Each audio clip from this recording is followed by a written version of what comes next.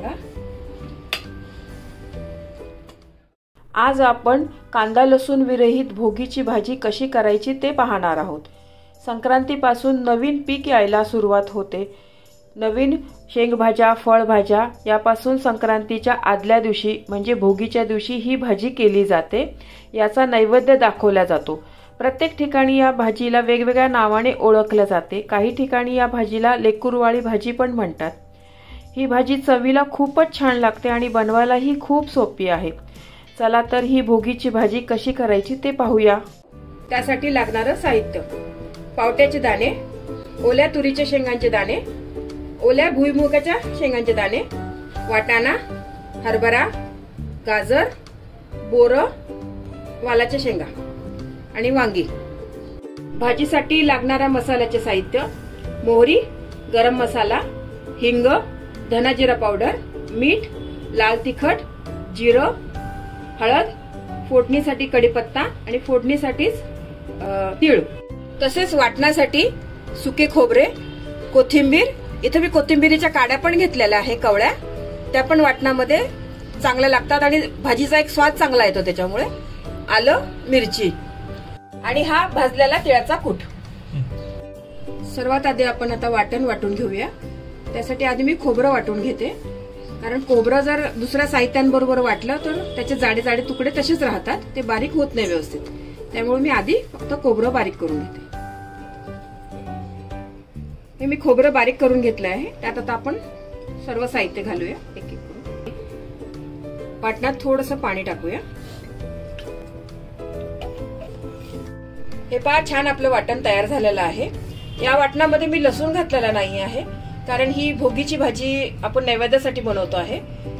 एरवी जर तुम्ही अशीच भाजी खायला बनवत असाल तर त्यात तुम्ही लसूण कांदा जरूर घाला। मी भोगीची भाजी कुकर मध्ये बनवते, तर आधी मी तेल तापवून घेऊया चांगलं। तेल आता आपलं छान तापलं आहे। त्यात आधी मी मोहरी घालते, जिरं,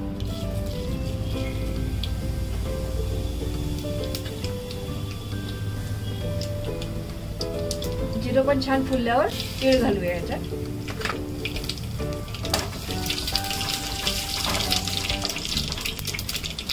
तीळ पण चांगले फुलल्यावर हिंग,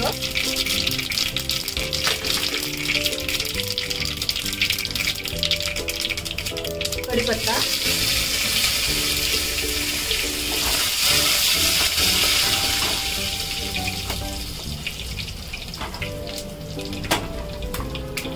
आता यावर आपण वाटण टाकूया।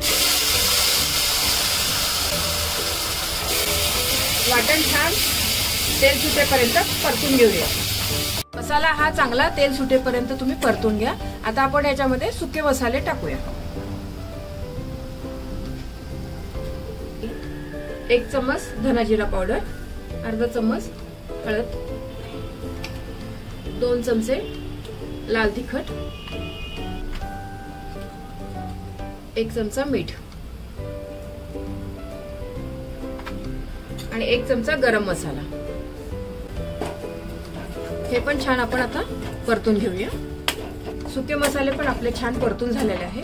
आता आपण यात एक एक करून भाज्या टाकूया। ओल्या तुरीचे दाणे, हरभरा, वाटाणा, भुईमुगाच्या शेंगांचे दाणे, गाजर, वाल, पावट्याचे दाणे आणि बोरं सर्व आपण मसाल्यामध्ये छान परतून घेऊया। मसाल्यामध्ये आपल्या छान भाज्या परतून झालेल्या आहे। यात आपली वांगे टाकायची राहिली होती, तर वांगे पण टाकूया।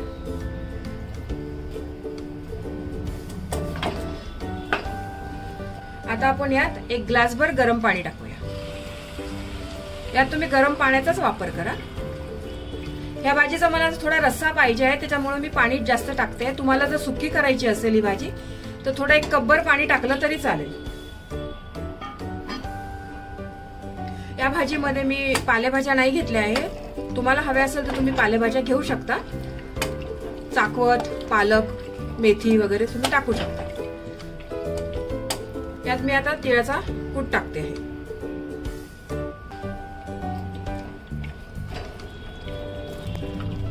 आता आपण कुकरची 1 शिट्टी काढून घेऊया।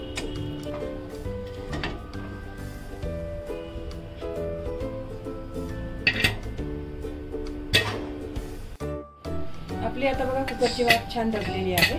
आता आपण कुकर उघडूया. आहा, काय मस्त भाजीचा रंग आलाय बघा, मस्त.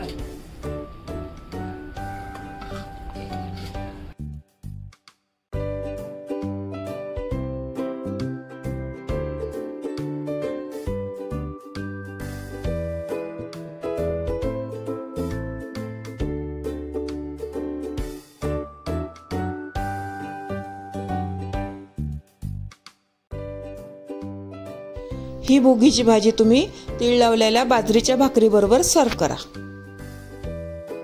ही भाजी आरोग्याच्या दृष्टीने खूप पौष्टिक आहे, त्यामुळे ही भाजी नक्की करून पहा आणि कशी झाली ती कमेंट्सद्वारे कळवा. तुम्हाला ही रेसिपी आवडली असेल तर व्हिडिओला लाईक करा, कमेंट्स करा.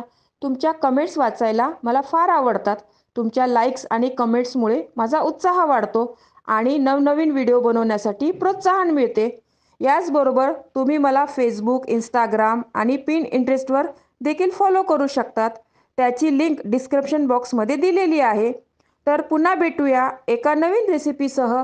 तोपर्यंत मस्त खा, काळजी घ्या. धन्यवाद.